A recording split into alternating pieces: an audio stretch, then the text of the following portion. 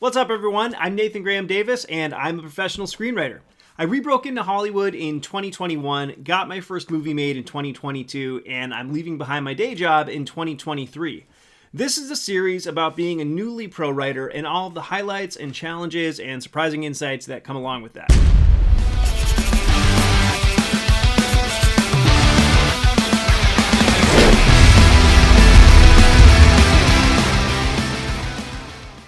So I mentioned that I rebroke into Hollywood.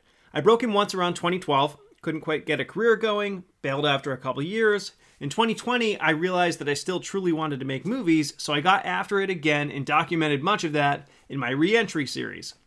I've never really collected the break-in stories in one place though, and since this is a series about going pro, it's probably worth starting there and touching on the things I've learned from those experiences. And since I'll be covering a lot, I'm going to make this a two-parter. So I wrote my first feature in 2004. I was working at a Blockbuster in Northampton, Massachusetts, knew exactly 0 people in the film business, and saw that there was this online screenwriting course happening at a community college. So I figured it would be an easy credit and gave it a go. Well, it wasn't easy, but I immediately found myself obsessed, and I finished that first script 2 months into the semester. I immediately knew that this was what I wanted to do with my life. Still, it took me like 8 more years to get that first break, and it took most of that time to get good enough. But I did get there. I wrote feature after feature, I made friends with lots of other writers, most of them online, and I got all the feedback that I could get, just taking it to heart and using it to improve. I entered a few contests during those years, but only like a handful, and I didn't place in any of them anyway, because the truth was, I was reading enough scripts to know that I just wasn't there yet. But as I got better, I started to connect with more experienced writers, and after like 5 or 6 years, I had pro writers who would read my work and offer me notes and insight. An added benefit from getting to know those people was that I was also developing an idea of how the business worked. While I didn't get many referrals in those years, when I wrote my 8th script, a high-concept action thriller, nearly everyone felt that it was ready. So I entered a couple major contests, which did nothing for me, and I went on a massive query campaign. I queried something like 150 managers, got 8 to 10 read requests, and had interest from 2 of them. However, they were both kind of like on the fence, but I had something up my sleeve. A few weeks beforehand, I'd booked a flight to LA. I knew I had a winner of a script on my hands, and I had a friend who was good enough to let me crash at his place. This was 2012, and we couldn't exactly afford this trip, but credit card debt be damned, I'd put in the work, and it was time to bet on myself. So I emailed these managers who were on the fence, and I told them I'd be in town in 2 weeks for other meetings, and I would love to meet them. One of them actually took me up on it, and when we met, he signed me on the spot. That led to attaching producers, going out wide, optioning it to a bigger producer, some studio-level general meetings, and just flat-out pinching myself. Okay, so obviously things eventually stalled out, but still, this was a true break, and I'd had a taste of success. It was an exciting time, and it had all basically started with a very simple query letter. And if you want to see what that query looked like, it's in the video I did on querying in my re-entry series. But I want to highlight something here.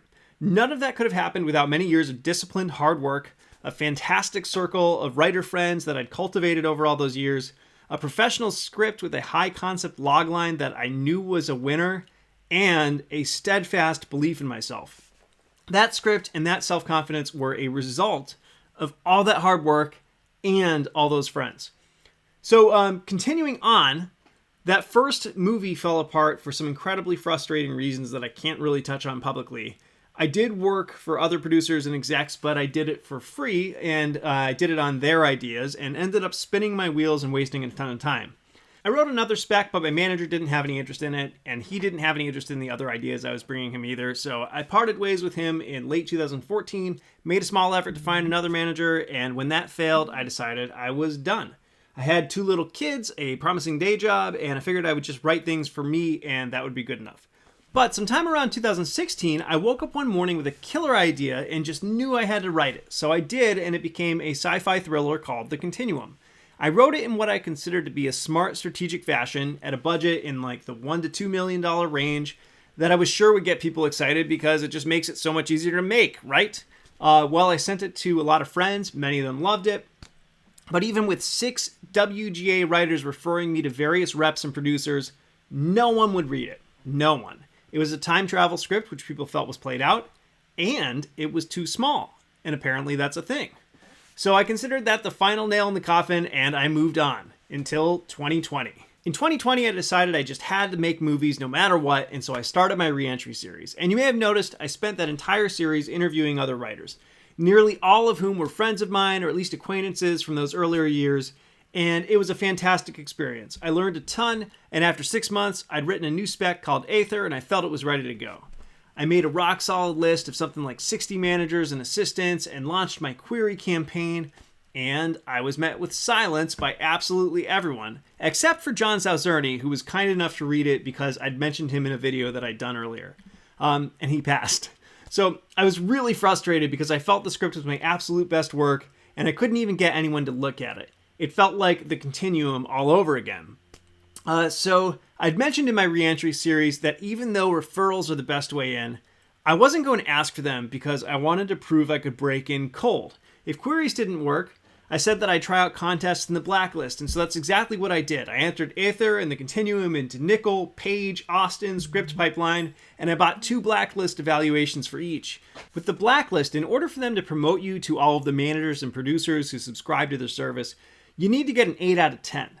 And this is pretty hard to do. Only 3.5% of submissions ever pull it off. But hey, I was a former professional-ish screenwriter, right? So it should be easy. Well, the Continuum got 2 7s, and Aether got a 7 and a 6. The service had rated me just north of average. So now it's like May of 2020, and I'm really down at this point. I'd just done 25 hours of YouTube content documenting my attempt to re-break in. I'd sent dozens of queries with absolutely no results, even in terms of read requests. And now the top screenwriting service was telling me that I wasn't good enough.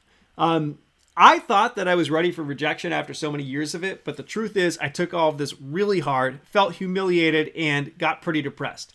And I will get to what happened next in part 2.